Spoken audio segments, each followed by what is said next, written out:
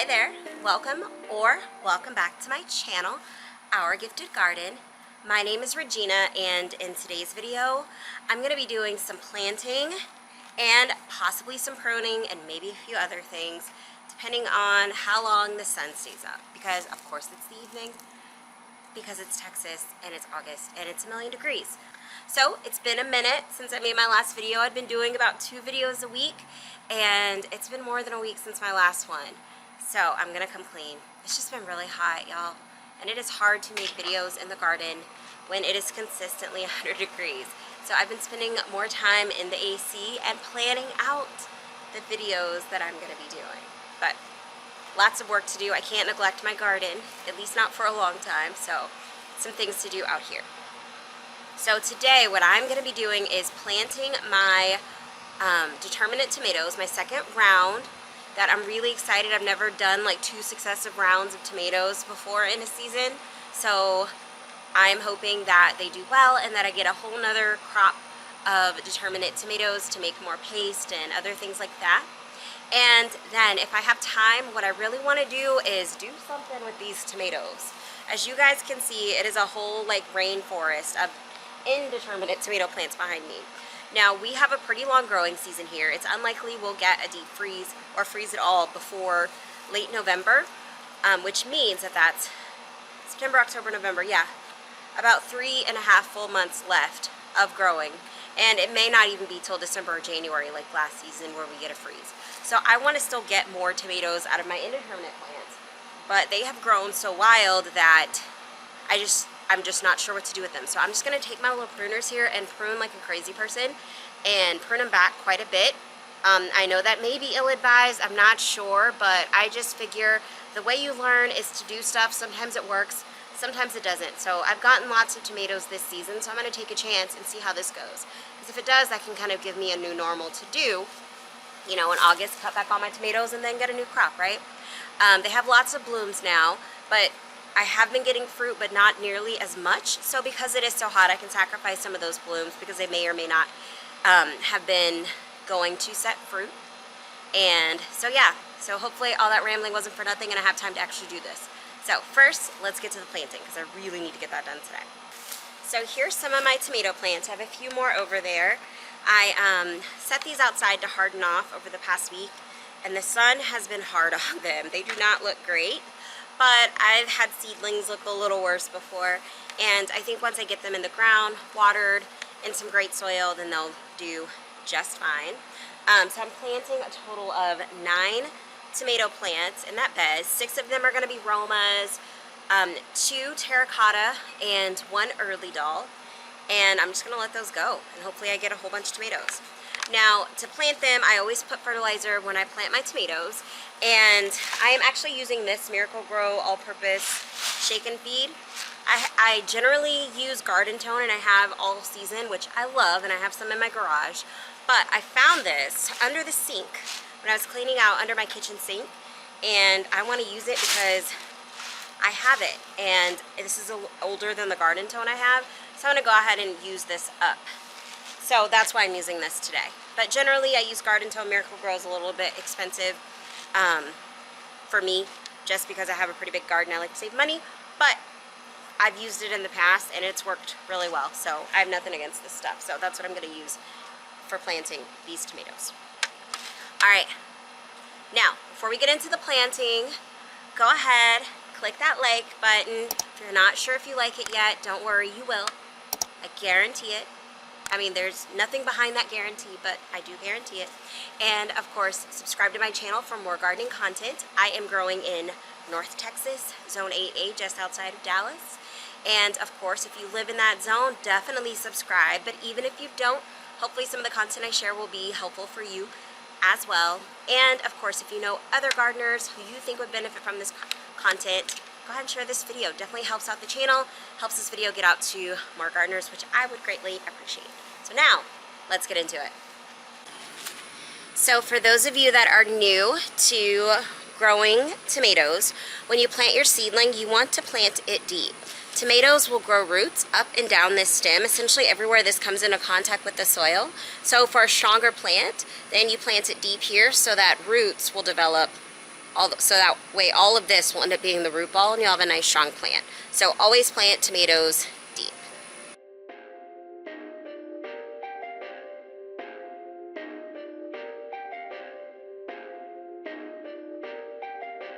Perfect. Perfect.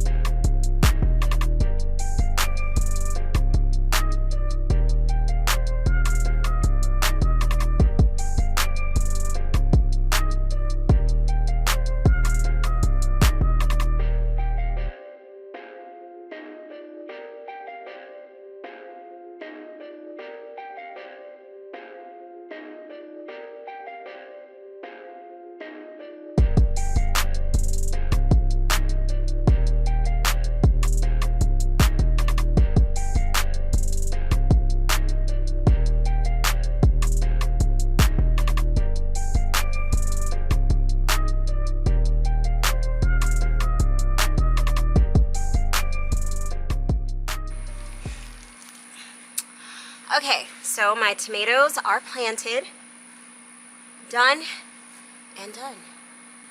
All right, so just so you guys know, of this Miracle Grow Shake and Feed, I used about a 1/4 cup of it per plant. I just kind of estimated, but that's about what I need.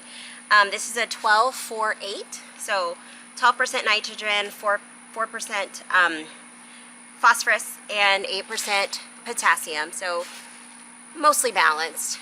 So yeah, so I use about a 1/4 cup per plant, because remember, the soil has been used this season. It was for my other tomatoes, so I'm sure after these plants, after these are done, you know, this winter, then I'm definitely gonna have to top it with some compost to revive the nutrients, but I think the fertilizer should be enough to get it through the season.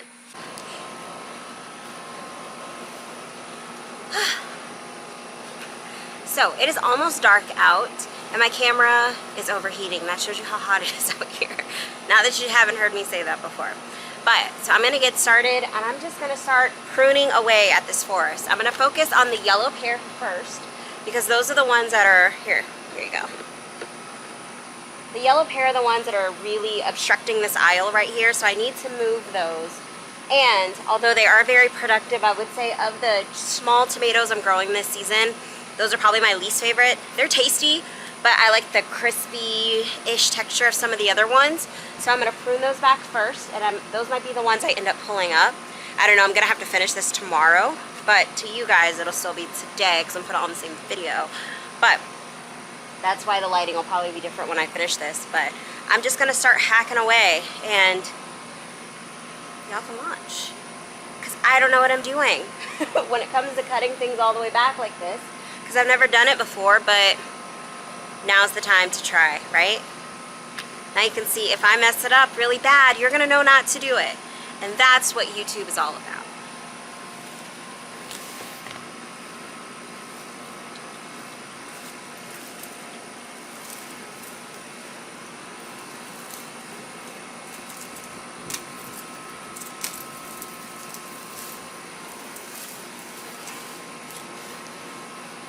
And so you guys know I did go through and there were some ripe tomatoes. I did pick those off first so I didn't have to deal with those. I'm just going to throw all this debris on the ground and clean that up later.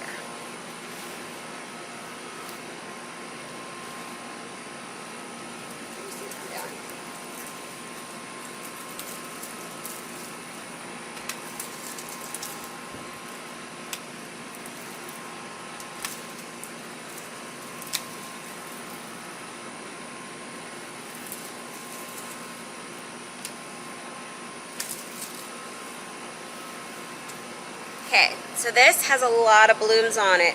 Kind of makes me a little bit sad, but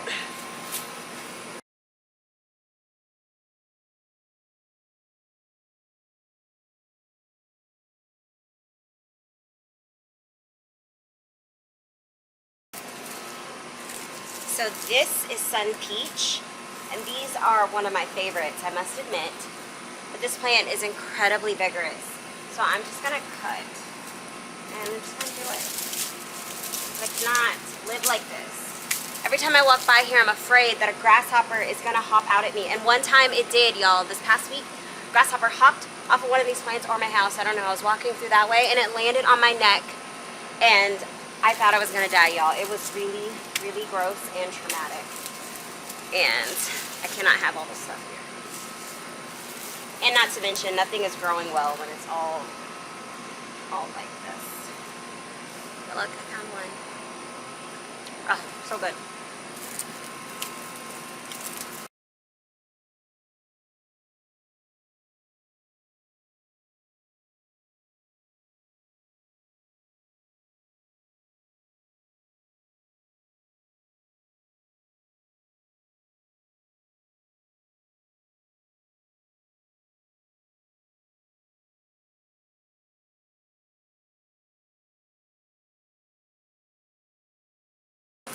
Okay. Okay, so this is what I've cut off so far.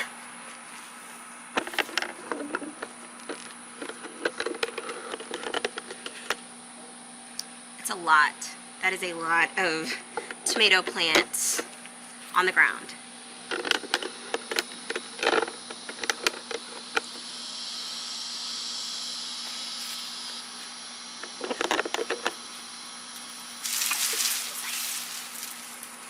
But I'm feeling kind of empowered, so I'm going to keep it going. And then tomorrow I'm going to come in and just kind of clean it up and tie up the branches that are left. So I'm just going to keep cutting stuff off. Right now it looks kind of sad because there are a lot of dead branches in here from some of the plants that I haven't gotten to because all these other branches. But like I said, I've gotten a really good season out of these plants. Lots of tomatoes. So I'm okay trying this out for the fall to see how they do.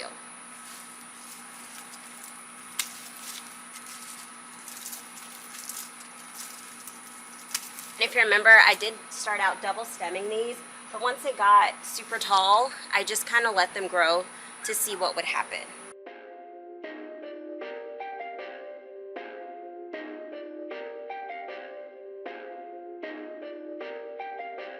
Perfect.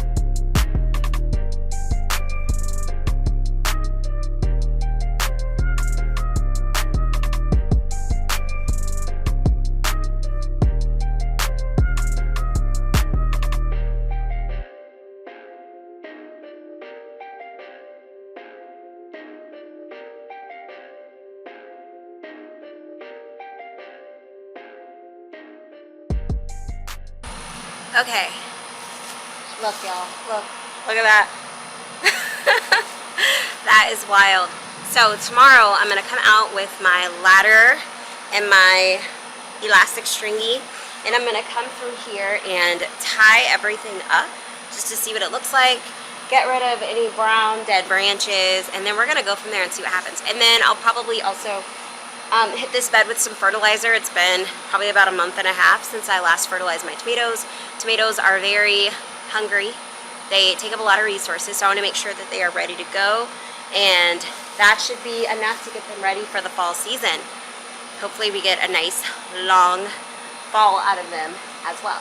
And I may be pulling up a couple of these plants. Like this one looks kind of sad. There are a few in here that look kind of sad that I might go ahead and pull up for my tree in order to find a place to plant my tree collards, but we'll see how that goes. Okay. Okay, so it's day 2, and now I'm gonna do a little bit of work tying up these plants. Not gonna record the whole thing, but in case you haven't seen my other videos or you haven't seen how I tie up my tomato plants, I just use this stretchy fabric, string, yarn. I don't know what the word is for this, but yeah, it's really stretchy. I think it's made of like nylon and spandex. And I just use this to tie up my tomato plants. I don't tie them super tight, but I do tie them enough to, you know, stay on the post. And I use furring strips for my posts.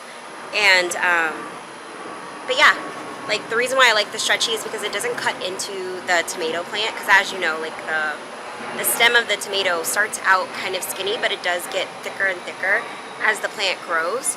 And so using this stretchy material, I'll link it in the description, keeps it from cutting into the tomato stem.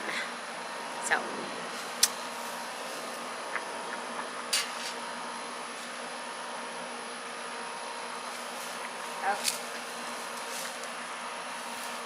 so this plant I cut, as you guys can see. I did a lot of cutting, like looking at this in the full light of day. Wow, I cut a lot, and I'm actually not mad about it. But this plant, this is a stem. This actually was a sucker, and now it's like a leader stem. And so I'm just gonna tie it up here. I started to get my ladder, but I didn't feel like grabbing it.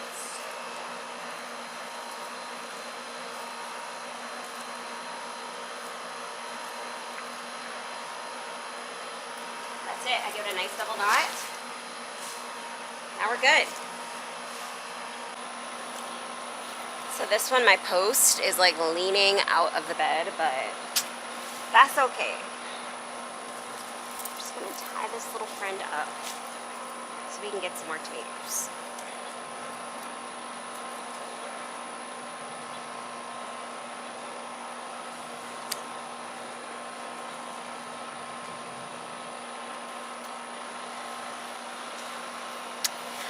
You don't need perfection to get production, right? Alright, so I'll finish these guys up, but I know probably isn't necessary for you guys to see that. I might get my shears out and prune a little bit more. I noticed that I prune more from some plants than I did from others just because of how they had grown. So there's some that I need to prune back a little bit more. But it's actually overcast. It looks like it might rain, y'all. Fingers crossed. Fingers crossed we'll get some rain. Otherwise, I'm going to have to water because it is currently 7:30 and it is still 100 degrees. It feels like a sauna out here, actually, the humidity and the heat. But try not to be too upset about it because it makes me not want to be outside at all. And I can handle this, actually. With the sun not beating, it doesn't feel as bad. Anyway, that's it. Thank you for sticking around to the end of this video. I hope that you found this content helpful or inspirational or exciting, or whatever reason you clicked on this video for. I hope that happened for you. So of course, click that like button. That helps this video get out to more gardeners. It helps the YouTube algorithm in some sort of way. I don't know, but it is helpful. So that is a free way that you can support the channel. And of course, subscribe if you're interested in more gardening content like this. And I have a lot of videos on there now. I'm feeling pretty proud of the accomplishment. So go back and watch some stuff if you're interested in learning how to grow certain things. I may or may not have done it already. So check that out. And of course, share this video and this channel with other gardeners you know who may find this content helpful. Until we meet again, have a great one.